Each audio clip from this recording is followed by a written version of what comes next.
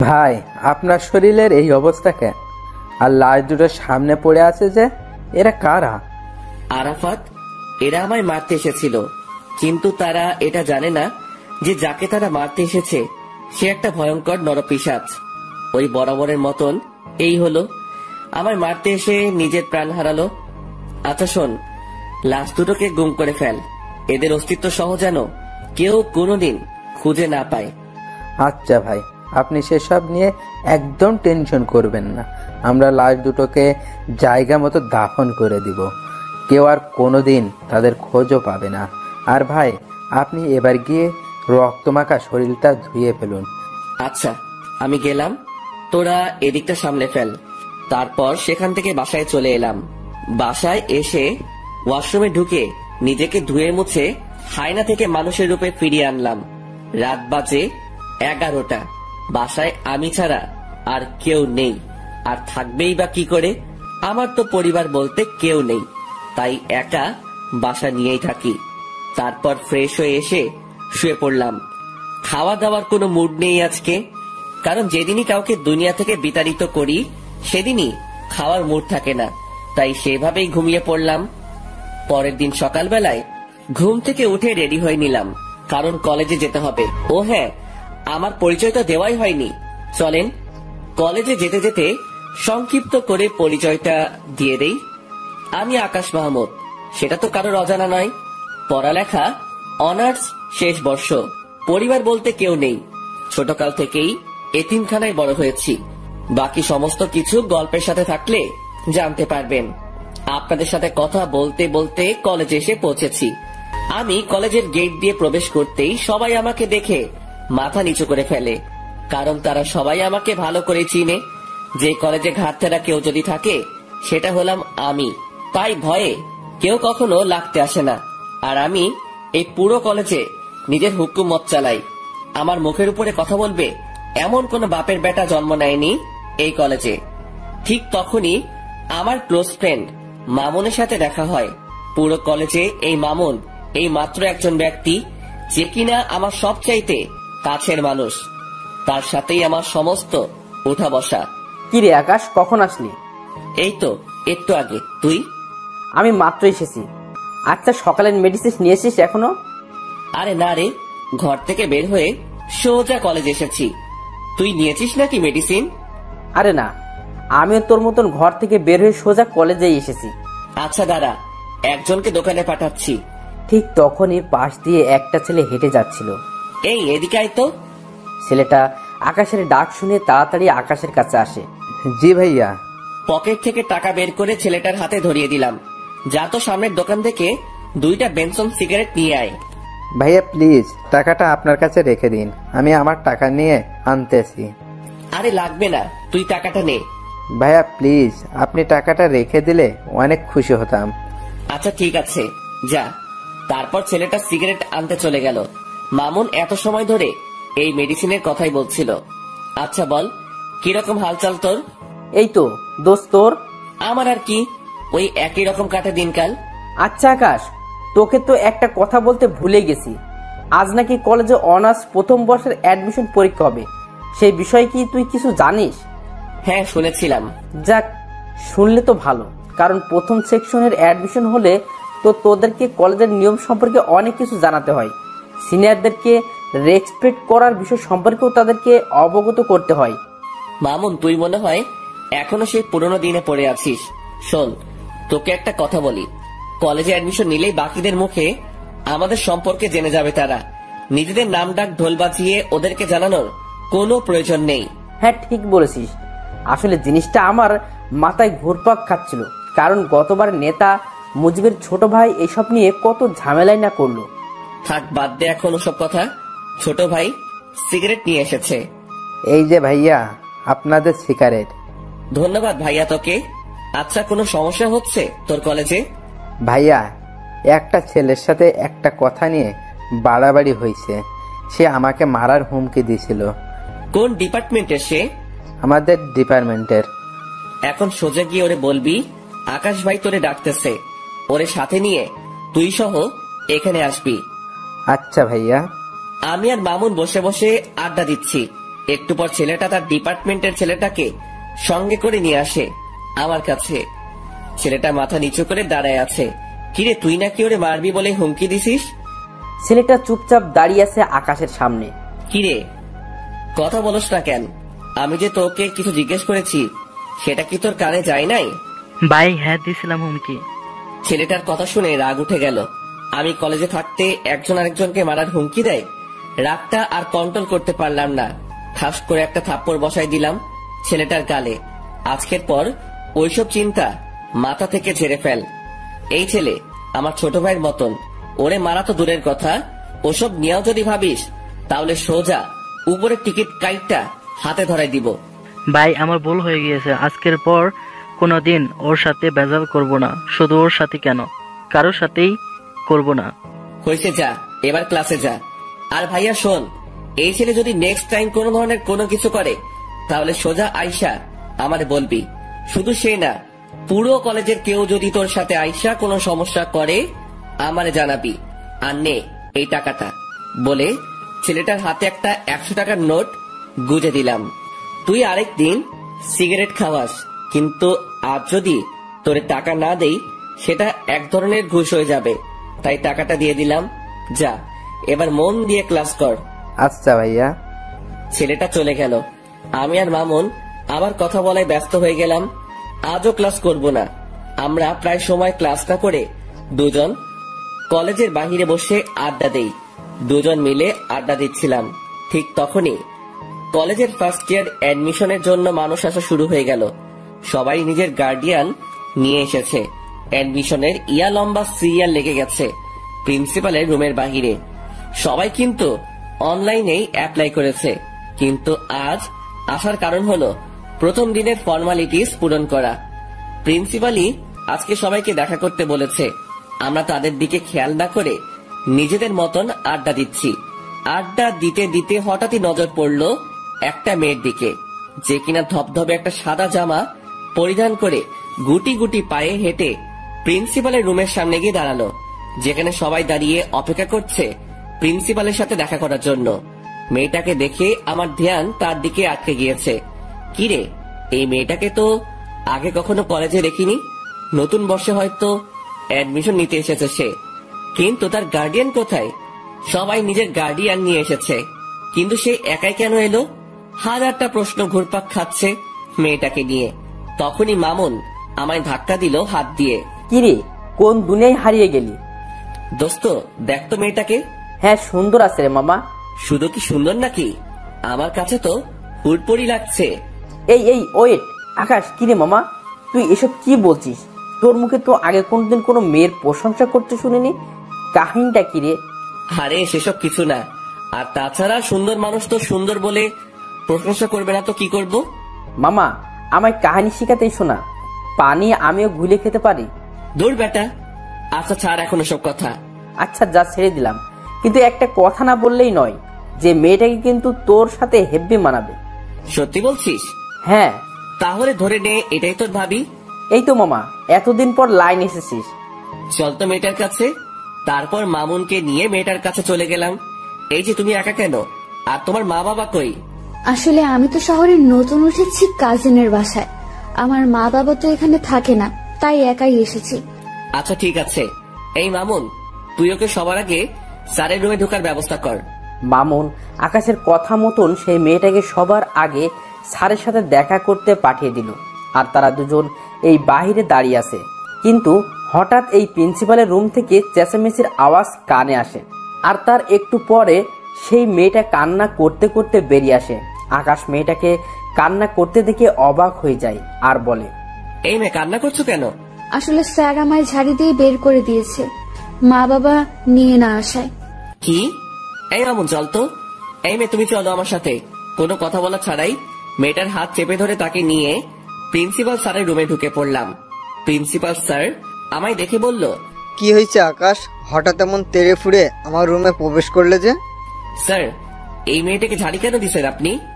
মেয়েটা তার মা বাবা নিয়ে আসেনি তাই? ওর সমস্ত কিছু ওকে করেন, ওর গার্জিয়ান আমি। আকাশ কি সব বলছো তুমি? কি কথা একবার বললে কানে শুনতে পান না মনে হয়? না কানের পর্দা পরিষ্কার করার ব্যবস্থা করব? আকাশ, তুমি এমন বেয়াদবের মতো আচরণ কেন করছো? প্রিন্সিপালের কথাটা শুনে মেজাজ খারাপ হয়ে গেল। আর আমার একবার মেজাজ খারাপ বা রাগ উঠলে শরীর নিজের কন্ট্রোলের বাহিরে চলে যায়। হুট করে গিয়ে প্রিন্সিপালের কলার চেপে ধরলাম। এই বেটা স্যার, এই বের সমস্ত কিছু ওকে কর, না হয় তোকেই আমি ওকে করে দিব। মনে রাখবি, এই মেয়ে আমার কিছু লাগে। আকাশের কথা শুনে প্রিন্সিপাল স্যার ঘাবড়ে যায়। আর তার থেকে বড় কথা, আকাশের রাগ দেখে মেয়েটা আকাশের হাত ভয়ে পিছন থেকে চেপে ধরে। আচ্ছা আচ্ছা, করছি আমি। প্লিজ তুমি আমার কলারটা ছেড়ে দাও। ঠিক আছে, আজকের মতন বেঁচে গেলি। তবে হ্যাঁ, একটা কথা, মেয়েটার যাতে কোনো রকমের সমস্যা না হয় এই কলেজে, তাহলে কিন্তু বেয়াদবির লিমিট আমি পার করে দিব। না না, মেয়েটার কোনো সমস্যা হবে না কলেজে। মেয়েটাও আকাশকে ছেড়ে দেয়। হ্যাঁ, চললাম আমি। আর এই মেয়ে, তোমার নামটা কি জানো? আমার নাম দিয়া। মাশাআল্লাহ, অনেক সুন্দর নাম। তোমার সমস্ত কিছু স্যার ওকে করে দিবে। তুমি কাজ শেষ করে একটু বাহিরে এসে দেখা করো আমার সাথে। আচ্ছা। আমি আর মামুন বাহিরে চলে আসলাম। তার একটু পরই মেয়েটা কাজ শেষ করে বাহিরে আসলো। তাকে ইশারা করে আমার কাছে আসতে বললাম। সে আমার কাছে আসতেই কেমন যেন একটা পাগল করা স্মেল নাকে ভেসে আসলো। সাথে সাথে মেয়েটাকে টান দিয়ে নিজের কাছে নিয়ে আসলাম আর হুট করে তার কপালে একটা চুমু এঁকে দিলাম। এই দৃশ্য দেখে মেয়েটা আর মামুন দুজনেই হা করে তাকিয়ে আছে আমার দিকে। আমি আর মামুন বাহিরে চলে আসলাম। তার একটু পরই মেয়েটা কাজ শেষ করে বাহিরে আসলো। তাকে ইশারা করে আমার কাছে আসতে বললাম। সে আমার কাছে আসতেই কেমন যেন একটা পাগল করা স্মেল নাকে ভেসে আসলো। সাথে সাথে মেয়েটাকে টান দিয়ে নিজের কাছে নিয়ে আসলাম আর হুট করে তার কপালে একটা চুমু এঁকে দিলাম। এই দৃশ্য দেখে মেয়েটা আর মামুন দুজনেই হা করে তাকিয়ে আছে আমার দিকে। লজ্জায় পড়ে গেলাম দুজনের সামনে। আরে আকাশ, টেনশন নিস না, আমি কিছুই দেখিনি। মামুনের কথা না হয় বাদ দিলাম, কিন্তু মেয়েটাকে কি বলবো এখন আমি? তাও কিছু তো একটা বলতে হবে। আসলে দিয়া সরি, আমি কোনো একটা মোহে পড়ে গিয়েছিলাম। দিয়া আকাশের কথার কোনো উত্তর না দিয়ে চুপচাপ দাঁড়িয়ে আছে। দিয়া, তুমি কি রাগ করলে? না, রাগ করিনি। তাহলে ঠিক আছে, দেখে আমার পাশে বসো। দিয়া আমার কথা মতন আমার পাশে এসে বসলো। আমার ভিতরে কিছু একটা প্রবল গতিতে দৌড়াদৌড়ি করছে, কিন্তু কি সেটা বুঝে উঠতে পারছি না। তবে ভিতরে যত কিছুই হোক না কেন, উপরে আমি পুরোপুরি ফিট। আচ্ছা দিয়া, তোমার বাসা কোথায়? আমার বাসা গ্রামে। আমি পড়াশোনার জন্য আমার এক আত্মীয়ের বাসায় উঠেছি। ও, যাক ভালোই। তবে শোনো, কলেজে কোনো ঝামেলা হলে আমায় জানাবে, না হয় আমার নাম বললেই সব ঝামেলা মিটে যাবে। কিন্তু তুমি আমার নাম জানো তো? জি জানি, আপনার নাম আকাশ। প্রিন্সিপাল স্যার তখন আপনার নাম বলায় জেনেছি। হ্যাঁ, আমার নাম আকাশ। আচ্ছা স্যার কবে থেকে কলেজে আসতে বলেছে? আগামীকাল থেকে। ঠিক আছে, সময় মতো চলে এসো। আর আমার নাম্বারটা দিচ্ছি, কোনো সময় দরকার হলে আমায় ফোন করো। আচ্ছা, এবার কি আমি যাব? হ্যাঁ, যাও। মেয়েটা আমার থেকে নাম্বারটা নিয়ে সোজা চলে গেল। আমি মেয়েটা চলে যাওয়ার দিকে এক নজরে তাকিয়ে আছি, কিন্তু অবাক করা বিষয় ঘটলো যখনই আমি মামুনের দিকে তাকালাম। তখন মামুন আমার দিকে চোখ পাকিয়ে তাকিয়ে আছে। কিরে মামুন, আবার কি হলো? আকাশ, মেয়েটা এই অল্প সময়ের মাঝেই তোর ভিতরে শক্ত করে গেঁথে গেছে মনে হচ্ছে। জানি না রে কিছু আমি। না জানিস বললে তো আর হয় না, কারণ নিজের চোখেই সব দেখলাম। যেই ছেলে কোনোদিন কোনো মেয়েকে পাত্তা দেয় না, সে আজকে একটা মেয়েকে চুমু পর্যন্ত খেয়ে ফেলেছে। শুধু তাই নয়, মেয়েটার ভালো মন্দের খোঁজ নেওয়া হচ্ছে আবার। আরে মামুন, কি শুরু করলি বলতো? হ্যাঁ, সত্যি বললে মানুষ যেতে যায়। থাক, আর কিছু বলবো না। হ্যাঁ, তুই আর কিছু না বলেই ভালো। মামুন চুপ হয়ে গেল। আর তখনই পকেটে থাকা ফোনটা বেজে ওঠে। ফোনটা হাতে নিয়ে দেখি ছোট ভাই আরাফাতের ফোন। সাথে সাথে ফোনটা রিসিভ করলাম। কিরে, হঠাৎ এই সময় ফোন দিলি যে? কিছু হয়েছে নাকি? না ভাই, তেমন কিছু না, তবে বিশাল একটা জিনিস হাতে লেগেছে। কি? ভাই, যেই ছেলেগুলো আপনাকে মারতে এসেছে তারা মাস্টার নামক একটা গ্যাংয়ের ছেলেপেলে। কিন্তু অবাক করা বিষয় হলো, কেউ তাদেরকে হায়ার করেছে আপনাকে মারার জন্য। আর যে হায়ার করেছে সে একটা মেয়ে। আমি সেই মেয়েটা সম্পর্কে খোঁজ লাগিয়েছি, কিন্তু কোনো খবরেই বের করতে পারিনি। তবু এইটুকু বের করতে পেরেছি, মেয়েটা নাকি অনেক বড় মাফিয়া, যার ধরাছোঁয়ার কাছে যেতে হলেও নাকি 1000 বছর লেগে যাবে। আরাফাতের মুখে এসব কথা শুনে থতমত খেয়ে গেলাম। হঠাৎ একটা মেয়ে আমায় মারার জন্য উঠে পড়ে কেন লেগেছে? আমি তো কারোর তেমন কোনো ক্ষতি করিনি। আচ্ছা ঠিক আছে, আমি দেখছি সেসব বিষয় নিয়ে। আচ্ছা ভাই। আর ওইদিকে ছেলেপেলের কি খবর? হ্যাঁ ভাই, ভালোই। যাক, ভালো হলেই ভালো। আচ্ছা শোন, এখন ফোনটা রাখলাম, পরে কথা বলবো। নে তোর সাথে আমি। তারপর ফোনটা রেখে দিলাম। ফোন রাখতেই মামুন জিজ্ঞেস করলো, কিরে কি হয়েছে রে? আরে আরাফাত খবর দিল, আমায় যে ছেলেগুলো মারতে এসেছিল তাদেরকে নাকি কে কন্টাক্ট দিয়েছে, আর যে কন্টাক্ট দিয়েছে সে নাকি একটা মেয়ে। কি সাংঘাতিক ব্যাপার বাপরে। আচ্ছা বাদ দে এখন ওসব কথা, আর চল এখান থেকে যাওয়া যাক। হ্যাঁ চল, আমিও বাসায় যাব। তারপর দুজন সেখান থেকে উঠে গেলাম। দুজনেই দুজনের বাসার জন্য রওনা হয়েছি। দেখতে দেখতে বাসায় পৌঁছে গেলাম। বাসায় এসে কিছু কাপড় চোপড় অপরিষ্কার ছিল, সেসব ধুয়ে মুছে শুকাতে দিলাম। তারপর খেয়ে দিয়ে ঘুমিয়ে পড়লাম। বিকেল বেলায় ঘুম থেকে উঠে কাপড়গুলো এনে লন্ড্রিতে পাঠিয়ে দিলাম। এমন টুকিটাকি কাজ করতে করতে দিনটা কেটে গেল। পরের দিন সকালবেলায় ঘুম থেকে উঠে রেডি হয়ে কলেজের উদ্দেশ্যে রওনা হব। তখনই থানার ওসি ফোন দিল আমায়। আকাশ ভাই, আপনি একটু আর্জেন্ট থানায় এসে দেখা করুন, আপনার সাথে জরুরি কিছু কথা ছিল। আচ্ছা স্যার, আজকে কলেজ শেষ, তাই আবার বাসায় ঢুকে ব্যাগটা রেখে ঘরটা তালা দিয়ে বের হয়ে গেলাম। তারপর সোজা থানার পথে রওনা হলাম। হঠাৎই মাথায় এলো দিয়া আজ কলেজে আসবে, আর আজকেই তার প্রথম দিন। তাড়াতাড়ি মামুনকে ফোন দিলাম। হ্যাঁ দোস্ত বল। আজ হয়তো কলেজে আসা হবে না, তুই একটু দিয়াকে দেখে শুনে রাখিস, কারণ আজকে তার প্রথম দিন, তার যাতে কোনো ধরনের কোনো সমস্যা না হয়। আচ্ছা তুই সেসব নিয়ে চিন্তা করিস না, আমি কলেজের সামনেই আছি, আমি সবটা দেখছি। মামুনের সাথে কথা বলে আকাশ ফোন রেখে দেয়। আকাশ থানার উদ্দেশ্যে রওনা হয়, আর এদিকে মামুন দিয়ার জন্য অপেক্ষা করছে। দিয়া আসতেই মামুন তাকে কলেজের ভিতর দিয়ে আসে আর সবাইকে কড়াভাবে বলে দেয় যে দিয়াকে যেন কেউ কোনো ধরনের বিরক্ত না করে, কারণ সে আকাশের কলিজা। মামুনের মুখে এমন কথা শুনে সবাই অবাক হয়ে যায়, কারণ তারা কেউ মামুনকে চিনেই না। তখন মামুন আবার বলে, কথাটা একবার বলেছি, এই একবারেই যেন সবার কানে ঢোকে, না হয় পরের বার শোনার জন্য কেউ আর সেই অবস্থা থাকবে না। মামুনের কথায় সবাই বিষয়টাকে নিজের ভিতরে ফিট করে নেয় যে এই মেয়েকে কোনো রকম প্যারা দিলে জীবন হারাতে হবে, কারণ যেই ছেলে পুরো ক্লাসের সামনে এমন উঁচু গলায় কথা বলতে পারে সে মানুষও খুন করতে পারবে। অন্যদিকে মামুন তাদের বলে ক্লাস থেকে বের হয়ে যায়। দেখতে দেখতে সময় পার হয়ে যায়। আকাশ থানার ওসির সাথে এখনো বসে বসে কি যেন জরুরি কথা বলছে। ঠিক তখনই দিয়ার নাম্বার থেকে আকাশের কাছে ফোন আসে। সে দিয়ার ফোন থেকে চমকে ওঠে। কিরে, হঠাৎ কি কারণে দিয়া ফোন দিল? না, ফোনটা রিসিভ করি। ফোনটা রিসিভ করতে অপর পাশ থেকে দিয়ার কান্নার আওয়াজ ভেসে আসলো। ফোনের অপর পাশ থেকে দিয়ার কান্নার আওয়াজ শুনে কলিজাটা মোচড় দিয়ে ওঠে। এই দিয়া, কি হয়েছে? আপনি কোথায়? তাড়াতাড়ি কলেজে আসেন, আমার আপনাকে প্রয়োজন। আচ্ছা আসছি, কিন্তু কি হয়েছে সেটা তো বলবে। ব্রেকের সময় আমি কলেজ থেকে একটু বের হয়েছিলাম, তখনই হুট করে কোথা থেকে যেন একটা ছেলে আসে আর আমার সাথে অসভ্যতামি শুরু করে। শুধু তাই নয়, সেখানে একটা ছেলে আমার ওড়নায় টান দিয়ে ধরে বলে আমার শরীর নাকি তার চাই। দিয়ার মুখে এই সমস্ত কথা শুনে পায়ের রক্ত মাথায় উঠে যায়। সাথে সাথে ওসির সামনে থেকে উঠে হাঁটা দিলাম। আকাশ ভাই, কোথায় যাচ্ছেন আপনি? স্যার, আমার একটা জরুরি কাজ পড়ে গেছে, আমি আপনার সাথে পরে কথা বলবো এই বিষয়ে। সাথে সাথে ওসি স্যারের সেখান থেকে বের হয়ে জলদি কলেজের উদ্দেশ্যে রওনা হলাম। আর যেতে যেতে মামুনকে ফোন দিলাম। হ্যালো মামুন। আরে আকাশ, আমি এখনই তোকে ফোন দিতাম। দিয়াকে নাকি কিছু ছেলে উত্ত্যক্ত করছে কলেজের বাইরে। তো তুই কোথায় ছিলি? আরে তুই তো জানিস, এই যে তুই কলেজে না থাকলে আমার ভালো লাগে না, তাই আমি দিয়াকে তার ক্লাসে ঢুকে দিয়ে সবাইকে তার বিষয়ে বলে দিয়েছি। পরে আমি কলেজ থেকে বের হয়ে যাই, আর কলেজ থেকে বের হওয়ার আগে একটা ছোট ভাইকে বলেও দিয়েছে এসেছিলাম যাতে করে দিয়ার কোনো সমস্যা না হয়, আর সেই আমাকে ফোন দিয়ে সেই সব ছেলের কথা বলল। আচ্ছা, তুই যেখানে আছিস না কেন তাড়াতাড়ি কলেজে আয়, আমিও আসছি। তারপর ফোনটা রেখে দিয়ে সোজা কলেজে পৌঁছাতে দেখি মামুনও গাড়ি থেকে নামছে মাত্র।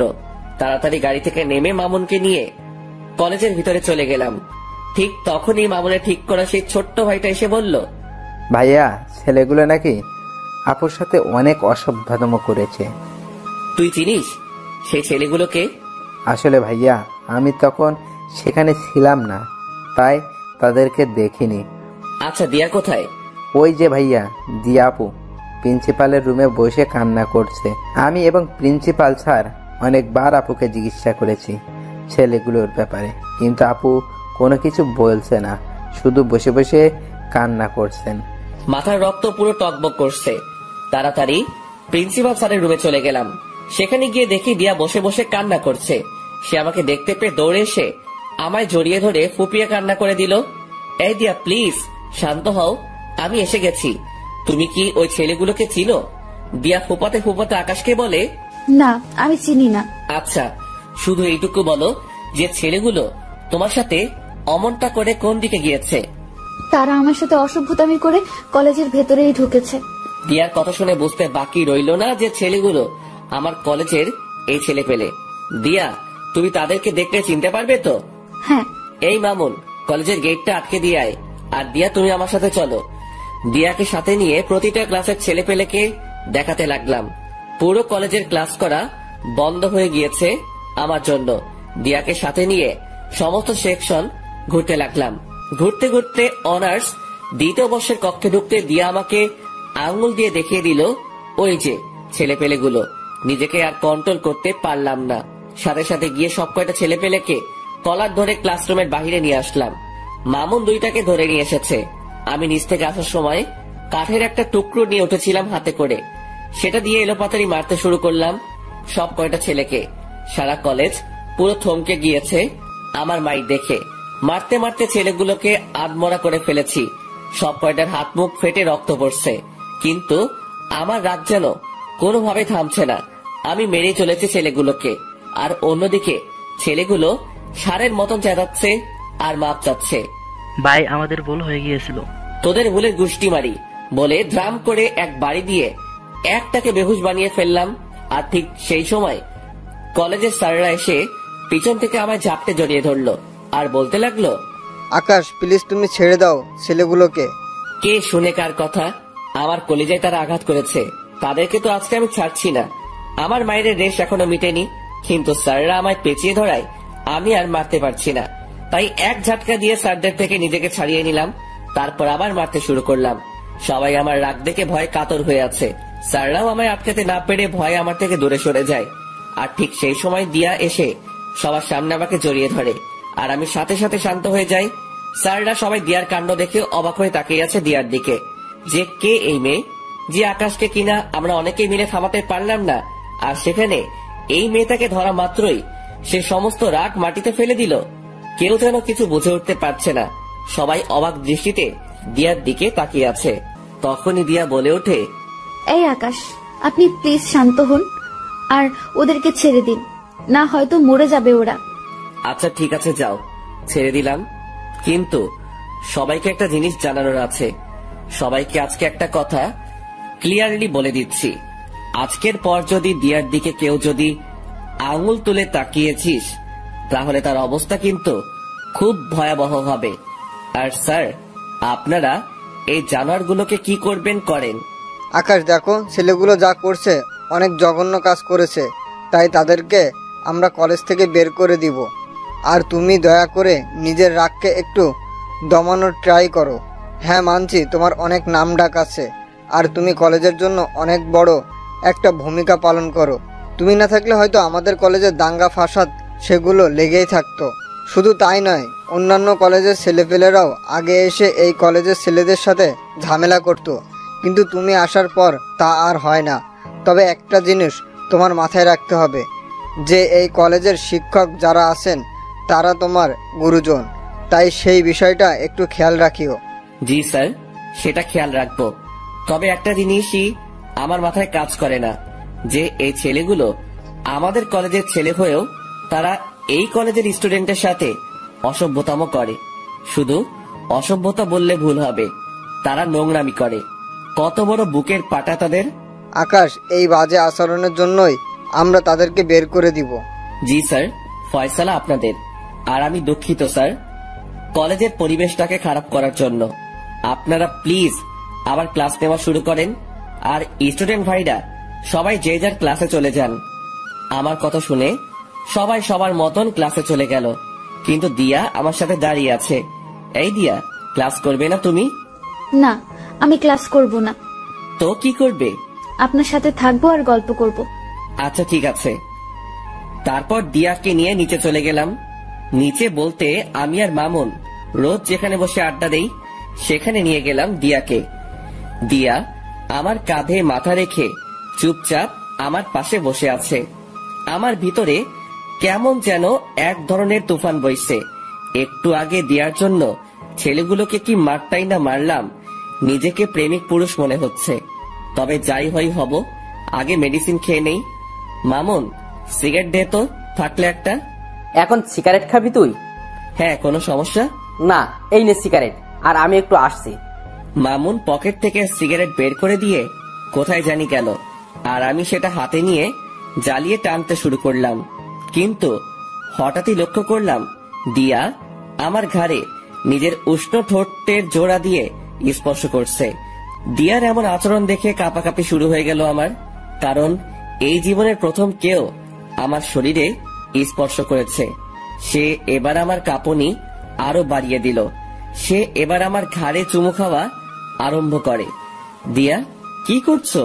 আপনার সিগারেটের ধোঁয়ায় আমার অনেক সমস্যা হচ্ছে, তাই সমস্যা দূর করতে আমি ওই কাজ করছি। মানে কি দিয়া?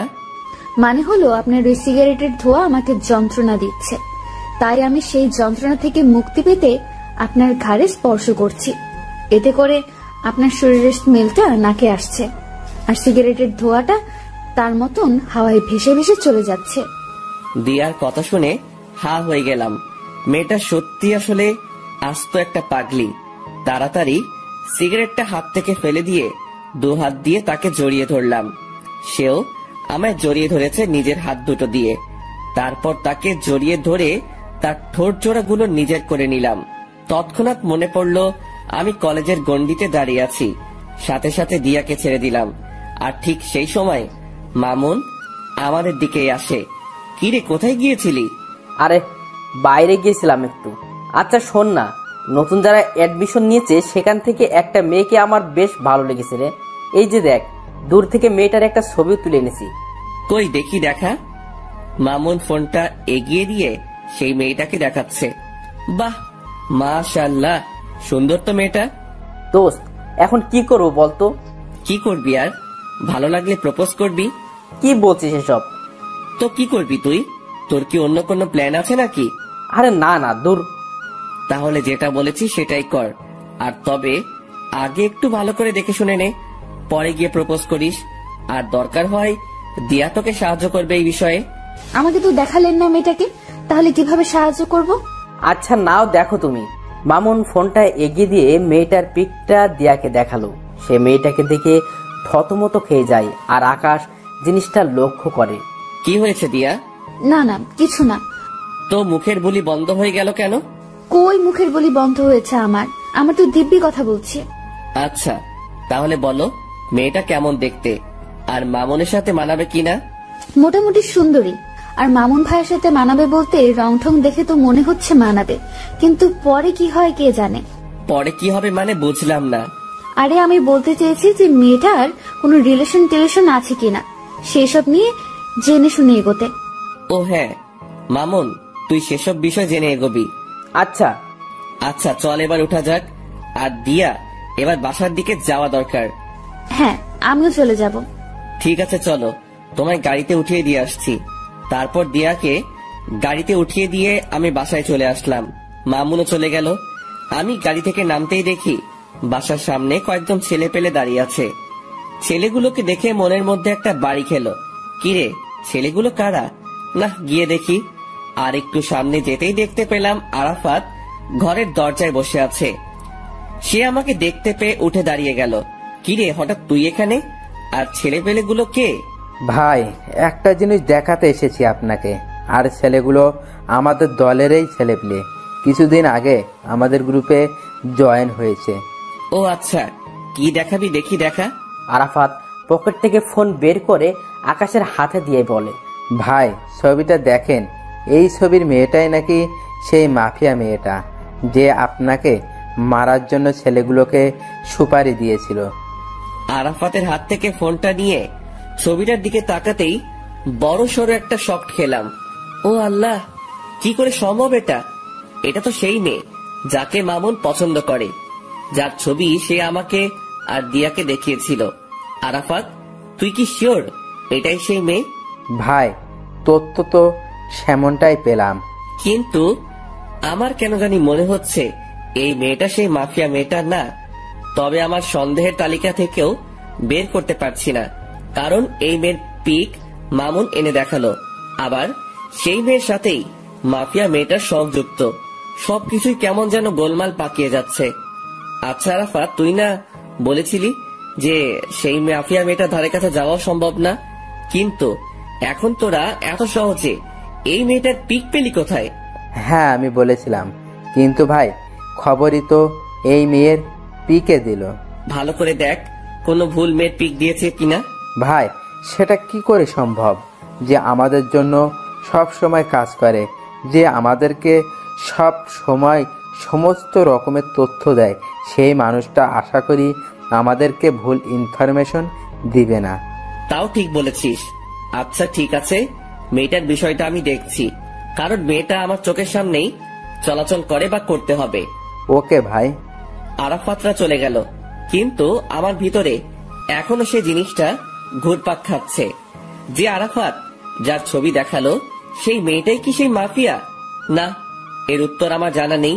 তবে একটা জিনিস বলতে পারি, যে এই মেয়েটাই যদি সেই মাফিয়া হয় তাহলে মামুনকে সতর্ক করতে হবে আমার, কিন্তু সে না কোনো আবার ভুল বুঝে বসে। দূর, কিছুই যেন ভাবতে পারছি না, আর যা হবে পরে দেখা যাবে। আগে নিজের মাথা ঠান্ডা করি, তারপর বাসায় ঢুকে বিছানায় গা এলিয়ে দিলাম। সাথে সাথে ঘুম চলে আসে। গোসল, খাওয়া দাওয়া সমস্ত কিছুই রসাতলে গিয়েছে। এক ঘুমে বিকাল হয়ে গেল। ঘুম থেকে উঠে ফ্রেশ হয়ে নিলাম, তারপর গায়ে শার্ট লাগিয়ে বাসা থেকে বের হয়ে গেলাম। আর বের হওয়ার সময় মামুনকে ফোন দিয়ে পার্কে আসতে বললাম। তারপর আমি বাসা থেকে বের হয়ে সোজা পার্কে চলে গেলাম। সেখানে গিয়ে দেখি মামুন আগে থেকেই হাজির। কি রে, তুই কখন এলি? আরে একটু আগেই আসলাম। আচ্ছা মামুন, তোর যে মেয়েটাকে ভালো লেগেছে তার সম্পর্কে কিছু জানিস কি? আরে না, তেমন কিছু জানি না, তবে তার নাম আর তার বিষয়ে টুকটাক কিছু জানতে পেরেছি। মেয়েটার নাম হলো ফাহা, আর সে নাকি অনেক চুপচাপ স্বভাবের একটা মানুষ। কোনো ছেলের সাথে নাকি সে মিশে না, আর তার এই জিনিসটাই আমার সবচাইতে বেশি ভালো লেগেছে। তার নামটা যেমন সুন্দর, তার চাল চলনও তেমন সুন্দর। আমার যে করেই হোক ফাহাকে চাই, ওকে আমি নিজের বউ বানাবো। মামুনের কথা শুনে কিছু বলার মতন ভাষা খুঁজে পাচ্ছি না, কারণ ওর বিষয়ে যা জানি তা মামুনকে বললে তার মন খারাপ হয়ে যাবে। আর তাছাড়া সে আমায় ভুলও বুঝতে পারে, যে তার ভালো আমার সহ্য হয় না। না, ওকে এখন কিছুই বলা যাবে না, কারণ এখনো পুরোপুরি শিওর না যে সেই মেয়েকে। আগে আরো পাকাপোক্ত ভাবে শিওর হয়ে নেই, পরে না হয় মামুনকে জানাবো। আচ্ছা শোন, যাই করিস না কেন ভেবে চিন্তে করবি। হ্যাঁ, সেটা তো করবই। আচ্ছা চল, চা বা কফি কিছু খাওয়া যাক। হ্যাঁ চল। মামুনের সাথে একটা কফি শপে গেলাম। পরে সেখানে বসে কফি খেতে খেতে অনেকটা সময় আড্ডা দিলাম। পরে ঘরে চলে এসেছি। তারপর নিত্যদিনের ন্যায় সেদিনটাও কাটিয়ে দিলাম ঘরের মাঝে।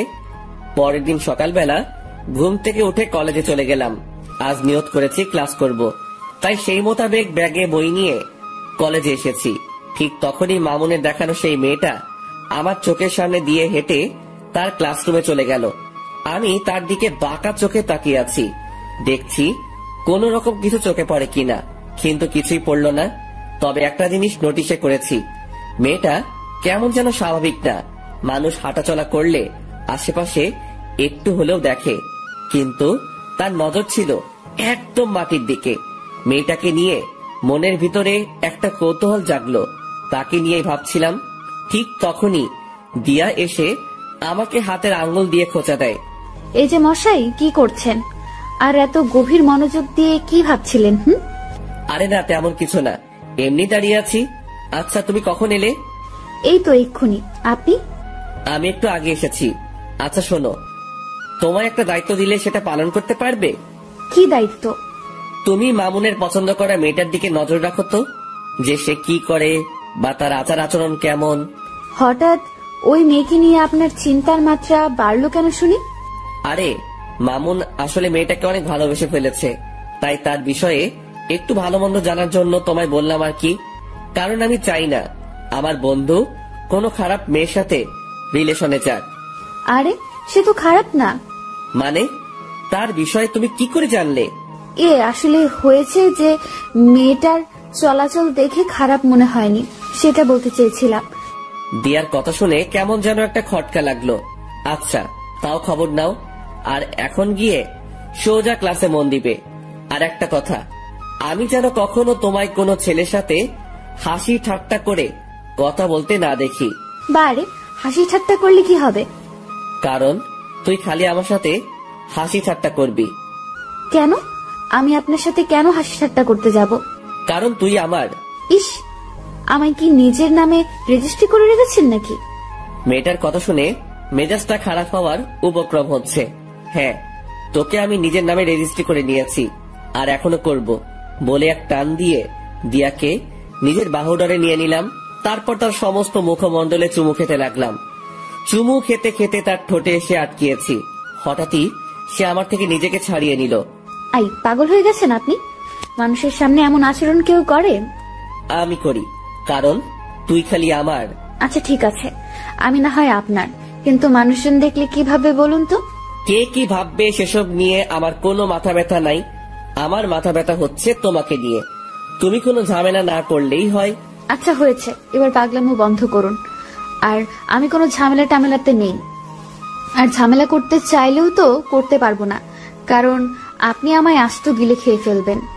শুধু গিলে খাবো না, সেদিন একদম জোর করে তোকে নিজের করে নিব। দুনিয়ার মহলে আর আসতে দিব না। বাপ রে বাপ, কি সিরিয়াস টাইপ মানুষ আপনি। হ্যাঁ, আমি অনেক সিরিয়াস। আচ্ছা এবার ক্লাসে যাও, অনেকটা সময় নষ্ট হয়েছে কথা বলে। তোমার ক্লাসও হয়তো শুরু হয়ে গিয়েছে।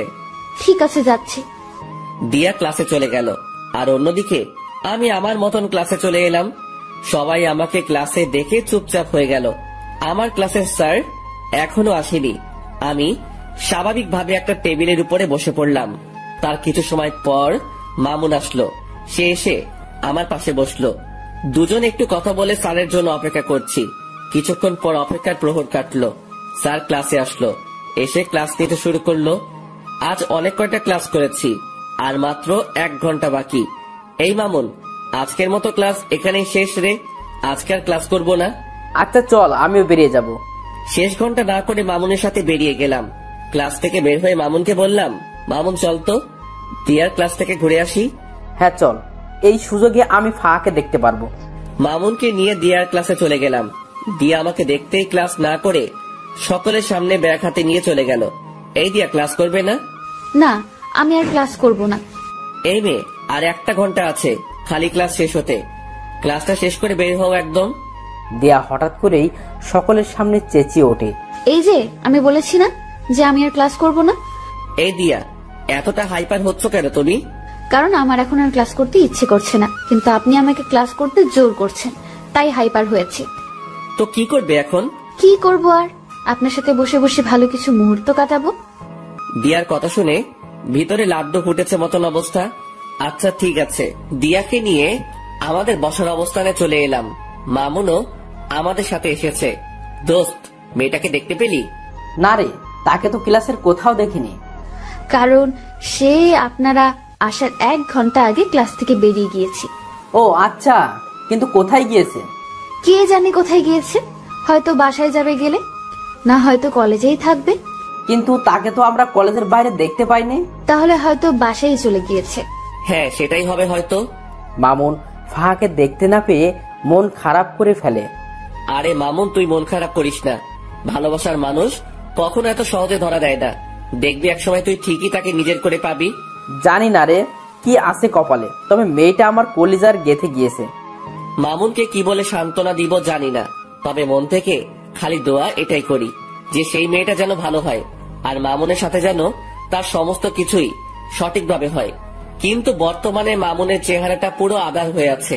ওকে সান্ত্বনা দেওয়ার মতন ভাষা খুঁজে পাচ্ছি না। তখনই মামুন বলে ওঠে, আকাশ তোরা থাক, আমি বাসায় চলে গেলাম।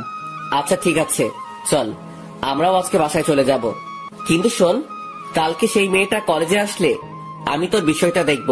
তুই ভালো করে জানিস যে আজ পর্যন্ত কোনো কাজে আমি ফেল হইনি। সো তোর ব্যাপারেও হব না। ধন্যবাদ বন্ধু। তারপর সবাই সবার মতন বাসায় এসে গেলাম। দিয়াকে তার বাসায় পাঠিয়ে দিয়ে মামুন আর আমি যে যার মতন চলে গেলাম।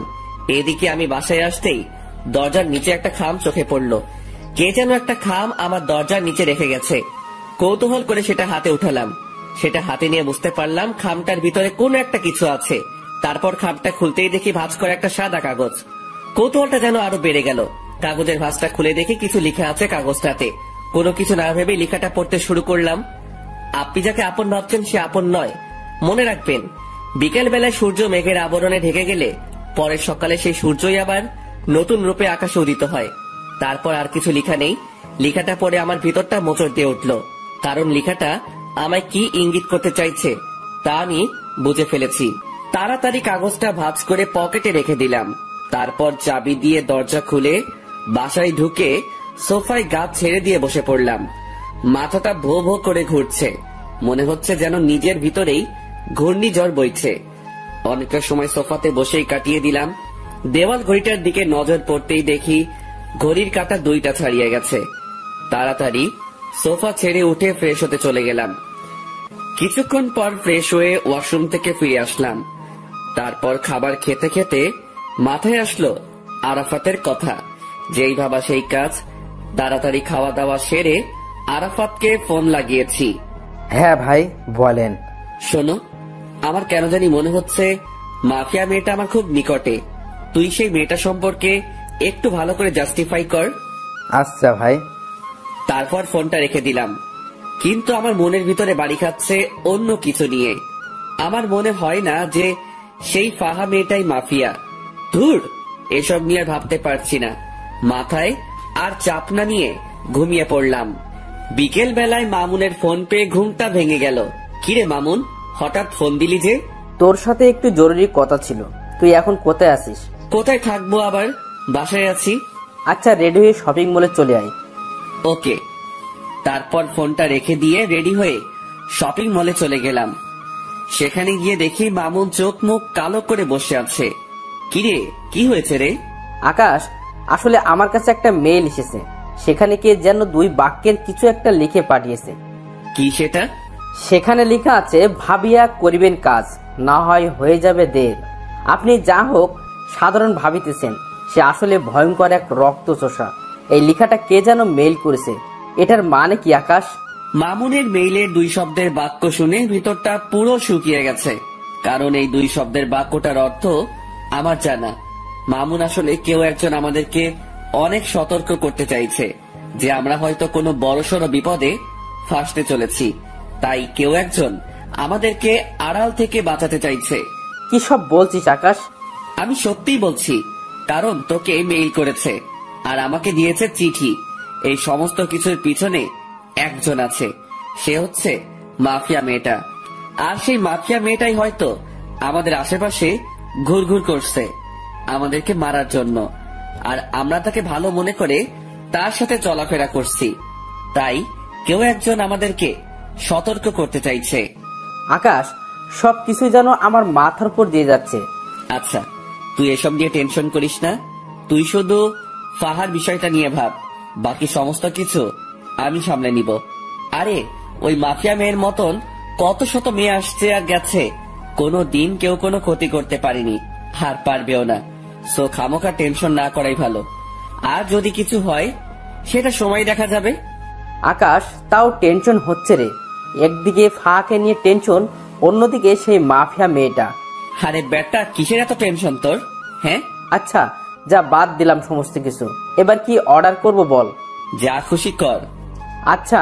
মামুন তার নিজের মতন খাবার অর্ডার করলো। তারপর দুজন মিলে খেয়ে দিয়ে অনেকটা সময় আড্ডা দিলাম। রাত বাজে 8টা। তারপর সেখান থেকে দুজনের মতন চলে এলাম। আমি বাসায় পৌঁছাতেই আরাফাত ফোন দিল। ভাই, অনেক বড় একটা জিনিস বের করেছি। কি? ভাই, যার ছবি দেখিয়েছি সে মাফিয়া মেয়েটা না। কেউ যেন বুঝে আমাদেরকে গোমরা করার জন্য সে মেয়ের পিক দিয়েছে। এখানে মাফিয়া মেয়েটা অন্য কেউ। ইন্না লিল্লাহ, যেটা ভেবেছিলাম সেটাই হয়েছে। আচ্ছা ঠিক আছে, তোরা মাফিয়া মেয়েটার খোঁজ লাগানো চালু রাখ, আর আমি আমার মতন কাজ চালিয়ে যাচ্ছি। আচ্ছা ভাই। তারপর ফোনটা রেখে দিলাম। পরের দিন সকালবেলায় ঘুম থেকে উঠে কলেজে চলে গেলাম। কলেজে গিয়ে দেখি দিয়া কলেজের বাহিরে দাঁড়িয়ে আছে। দিয়া, বাহিরে দাঁড়িয়ে আছো কেন? আপনার জন্যই অপেক্ষা করছিলাম। ও তাই? আচ্ছা চলো ভিতরে চলো। দিয়াকে নিয়ে কলেজের ভিতরে ঢুকে আমাদের সেই বসার প্লেসটাতে বসে পড়লাম। দিয়াকে আজ কেন জানি খুশি খুশি লাগছে, কিন্তু আমার ভিতরে সেই মেয়েটাকে নিয়ে জটলা পেকে আছে। এই যে আপনার চোখ মুখ কালো কেন? আরে না, এমনিতেই। আমার তো মনে হয় না যে এমনিতেই, আমার তো মনে হচ্ছে যে কিছু একটা হয়েছে। আরে না বললাম তো। আচ্ছা ঠিক আছে, না হলে নাই। এবার দেখি আমাকে জড়িয়ে ধরে বসুন। হঠাৎ এমন পাগলামো করার মানে? পাগলামো কোথায় করছি? হ্যাঁ, আমি আমার প্রিয় মানুষটাকে জড়িয়ে ধরতে চেয়েছি, এটাতে পাগলামো কোথায়? দিয়ার কথা শুনে মুখে তালা লেগে গেল। মেয়েটার মনেও হয়তো আমার জন্য জায়গা হয়ে গিয়েছে, কিন্তু সে স্থির নেই। সে নিজেই আমাকে জড়িয়ে ধরে কাঁধে মাথা রাখলো। ঠিক তখনই দেখি ফাহা নামক মেয়েটা আসছে, আর তার পিছনে পিছনে মামুন। দিয়া, আমায় ছাড়ো তো একটু, আমি ফাহার সাথে একটু কথা বলবো মামুনকে নিয়ে। দিয়া আমার কথা শুনে আমায় ছেড়ে দিল। আমি সেখান থেকে উঠে ফাহার কাছে চলে গেলাম। এই যে ফাহা, তোমার সাথে আমার কিছু কথা আছে। ভাইয়া, আমি জানি আপনি আমায় কি বলবেন, কিন্তু বিশ্বাস করুন আমার মনের অবস্থা ভালো নেই। কিছু একটা নিয়ে অনেক ঝামেলায় আছি। যদি কিছু মনে না করেন তাহলে কথাটা কালকে বললে হয় না?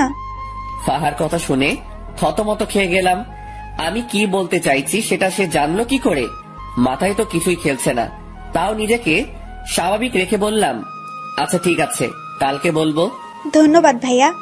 মেয়েটা তারপর চলে গেল, আর তখনই মামুন এসে হাজির। দোস্ত, কি বলবো রে? তেমন কিছুই বলেনি, আর বলবেই বা কি করে? কারণ আমি তোর কথা তো তাকে বলিনি, কারণ তার নাকি আজ মন খারাপ, তাই সে কালকে শুনবে বলেছে আমার কথা। ও আল্লাহ জানে কি রিয়াকশন আছে ওর। মামুন, তুই নিশ্চিন্ত থাক। আর একটা জিনিস আমি লক্ষ্য করেছি, সে কিন্তু তোর বিষয়ে অলরেডি খবর পেয়ে গিয়েছে, কারণ তার হাবভাব দেখে সেটা আমি বুঝে নিয়েছি। সেটা কি করে জানলো? কি করে জেনেছে সেটা আমি জানি না, তবে সে যে জেনেছে সেটা আমি শিওর। আকাশ, এখন কি হবে আল্লাহ জানে। কি হবে আর? সে তোর বউ হবে। আকাশ, তুই ঠাট্টা করিস এখনো? ঠাট্টা না, সত্যি বললাম। সত্যি হলে তো ভালোই। আচ্ছা চল এবার ক্লাসে যাওয়া যাক। তারপর সবাই সেখান থেকে উঠে যে যার মতন ক্লাসে চলে গেলাম। আজও প্রায় অনেক কয়টা ক্লাস করেছি, তবে শেষের ঘন্টাটা করিনি। শেষের ঘন্টা না করে আমি আর মামুন কলেজের বাহিরে একটা খালি জায়গা আছে, সেখানে দাঁড়িয়ে দাঁড়িয়ে সিগারেট খাচ্ছি। হঠাৎই দেখি সেদিন কলেজের যে ছেলেগুলোকে আমি মেরেছিলাম দিয়ার জন্য, সেই ছেলেগুলো আরো সাথে অনেক ছেলে পেলে মিলে আমার দিকেই এগিয়ে আসছে, সবার হাতেই লাঠি ছোটা।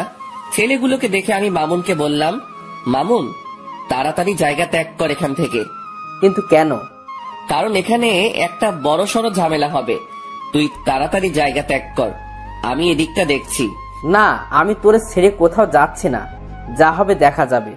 তুই আসলে একটা ঘাওড়া মামুন। হ্যাঁ, যা বলার বলতে পারিস। আমি মামুনকে আর কিছু না বলে তাড়াতাড়ি আরাফাতকে মেসেজ করে বলে দিলাম। অন্যদিকে ছেলে পেলে গুলো আস্তে আস্তে আমার কাছে চলে আসলো। তারা এসেই আমার আর মামুনের উপরে প্রহার করতে শুরু করে। অনেক কয়জন ছেলে পেলে তাদের, আর এদিকে আমি আর মাত্র মামুন। কিন্তু আমরাও কম না, আমরাও প্রতিহার করতে শুরু করলাম। ঠিক সেই সময় হঠাৎ করেই ফায়ারিং এর আওয়াজ কানে আসলো। সাথে সাথে সবাই স্টপ হয়ে গেলাম। চোখ পাকিয়ে চারপাশটা দেখতে লাগলাম।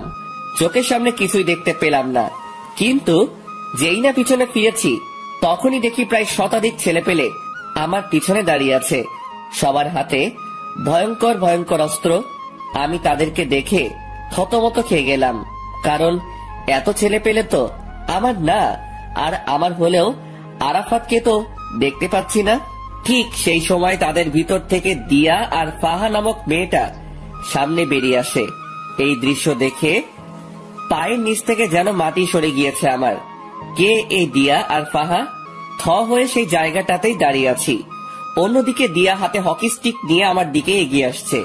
দিয়ার কর্মকাণ্ড দেখে ভিতরটা যেন মরুভূমির মতন শুকিয়ে গেছে। দিয়া আকাশের দিকে এগিয়ে যাচ্ছে হাতে হকি স্টিক নিয়ে। দিয়ার কাণ্ড দেখে আকাশের 12টা অলরেডি বেজে গিয়েছে, কিন্তু তবুও সে নিজেকে স্ট্রং রাখার ট্রাই করেছে। দিয়া হকিস্টিক হাতে নিয়ে আকাশের শরীরে দ্রাম করে এক বাড়ি বসিয়ে দেয়, আর আকাশ সাথে সাথে চোখ অফ করে ফেলে। কিন্তু দিয়া বাড়িটা আকাশকে না মেরে মাটিতে মারে। আকাশ চোখ খুলতেই দেখে সে ঠিকঠাক ভাবে দাঁড়িয়ে আছে, আর দিয়া তার সামনে দাঁড়িয়ে মিটমিট করে হাসছে। কিরে পাগল, ভয় পেয়েছো বুঝি? আকাশের মুখ দিয়ে কোনো কথাই বের হচ্ছে না, সে রোবটের মতন দাঁড়িয়ে আছে। আই পাগল, ভয় পাওয়ার কিছুই নেই। আমি তোমায় মারবো না, আমি মারবো তাদেরকে যারা তোমায় মারতে এসেছে। তারপর দিয়া সেই লাঠিটা নিয়ে সেই ছেলেগুলোকে উড়োধুড়ো মারতে শুরু করে। ছেলেপিলেগুলোকে দিয়ার এত বিশাল দলবল দেখে প্রতিঘাত করার মতন দুঃসাহসও করতে পারছে না। দিয়া সব কয়টা ছেলেকে মারতে মারতে তাদের অবস্থা 12টা বাজিয়ে দেয়। সব কয়টা ছেলে রক্তাক্ত অবস্থায় মাটিতে পড়ে আছে। দিয়া আজ যেন কোনো হিংস্র পশুর রূপ নিয়েছে। আর অন্যদিকে সবাই দিয়ার দিকে চোখ বড় বড় করে তাকিয়ে আছে, বিশেষ করে আকাশ, যে কিনা আগের দিয়ার সাথে এখনের দিয়াকে কোনোভাবেই মিলাতে পারছে না। সে শান্তশিষ্ট একটা মেয়ে হিসেবে দিয়াকে চিনত, আর সে দিয়াই কিনা ভয়ঙ্কর রূপ নিয়ে সামনে চলে এলো। দিয়ার এমন রূপ দেখে তার মনের ভিতর খালি একটা জিনিস এই বাড়ি খাচ্ছে, যে এই দিয়া কে। আর ঠিক সেই সময় এই দিয়া ছেলেগুলোকে মেরে রক্তাক্ত অবস্থায় সে আকাশের সামনে দাঁড়ায়। অপরদিকে ঠিক একই সময়ে আকাশের ছেলেপিলে চলে আসে। তারপর ছেলেপিলেকে দেখে আকাশের বুকে একটু সাহস আসে, যদিও সে একা লড়াই করতে ভয় পায় না। কিন্তু এখানে তো লড়াই না, সে কারোর ভয়ঙ্কর রূপ দেখেছে। আকাশের নীরবতা দেখে দিয়া বলে ওঠে, কি হলো, এতটা ঘাবড়ে আছো কেন? দিয়া, কে তুমি? জানতে চাও কে আমি? হ্যাঁ, আমি সেই মাফিয়া যেই কিনা তোমায় মারার জন্য লোক পাঠিয়েছিলাম। দিয়ার মুখে এমন কথা শুনে আকাশ থতমত খেয়ে যায়, আর অন্যদিকে আকাশের ছেলেপিলেরাও ক্ষিপ্ত হয়ে যায় দিয়ার উপরে। দিয়ার মুখে এইসব কথা শুনে আরাফাত বলে ওঠে, ভাই, এদের সব কয়টা কাজ এখানে মেরে দাফন করে দিব। আই ছেলে, এই ভুল ধারণা করতে যাস না। আমায় মারতে এসে উল্টো তোরাই মারা পড়বি। দিয়া, তাহলে আমার সাথে এভাবে ছলনা করার মানে কি? যদি আমাকে মারারই হতো তাহলে এভাবে ছলনা না করে আমায় মেরে ফেললেই পারতে। আই ছেলে, একদম চুপ। তোর ওই মুখে যেন আর একটা বাজে কথাও না শুনি। আর আমি এখন কি বলি সেটা মন দিয়ে শোন। হ্যাঁ, আমি তোকে মারতে চেয়েছিলাম, কারণ আন্ডারওয়ার্ল্ডের মাফিয়ার সাথে নাকি তুই বাড়াবাড়ি করেছিস। আর তাছাড়া দেশের অনেক কজন নেতাও নাকি তোর জন্য কিছু করতে পারে না, তাই তারা সবাই মিলে প্ল্যান করে তোকে মেরে ফেলার। তাই আমাকে পাঠিয়েছে তোকে মারার জন্য। কিন্তু আমি জানি যে তোর অনেক ক্ষমতা আছে, তুইও চাইলে আমার সাথে বরাবরের মতন টক্কর দিতে পারিস বা আমায় মেরেও ফেলতে পারিস ব্যতিক্রম হলে।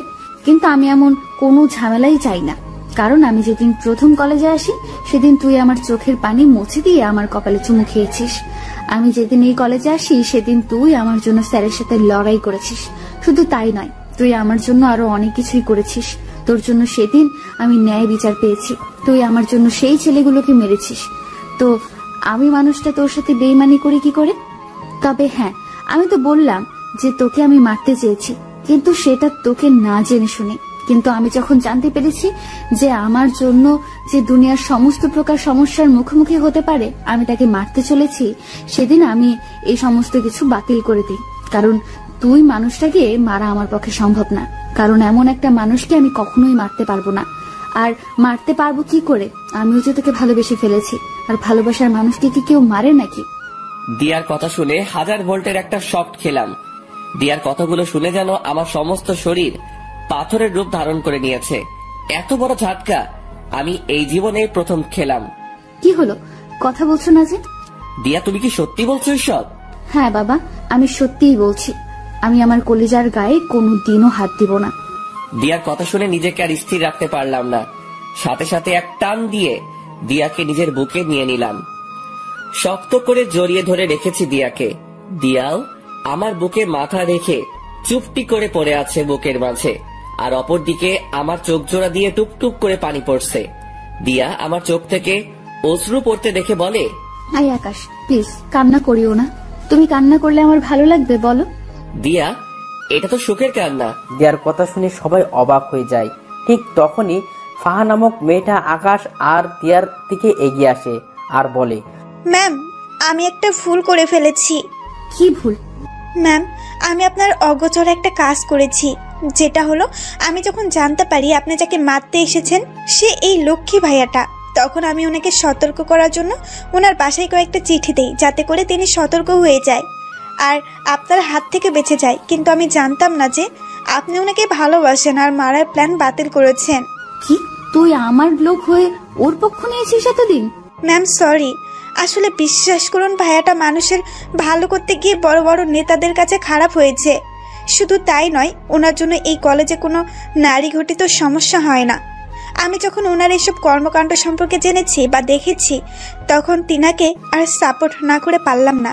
ফাহাদ, তুই আমার সাথে বেইমানি করার ফলস্বরূপ মৃত্যু ডিজার্ভ করিস, কিন্তু এই জন্য তোকে মারলাম না বা বেঁচে গেলি। যে তুই যাই করিস না কেন, সবটাই আমার প্রিয় মানুষের জন্য করেছিস। ম্যাম প্লিজ, আপনি আমার উপরে রাগ করে থাকবেন না। না, তোর উপরে আমার কোনো রাগ নেই, কিন্তু একটা অর্ডার পালন করতে হবে আমার। কি সেটা ম্যাম? আমার কলেজের একজন বন্ধু আছে যার নাম মামুন। ওই যে ভাইটা দাঁড়িয়ে আছে, উনি তোকে ভালোবাসে। ম্যাম সেটা আমি আগেই জেনেছি। তাহলে আর দেরি কিসে? যা গিয়ে সবকিছু ঠিকঠাক করে নে।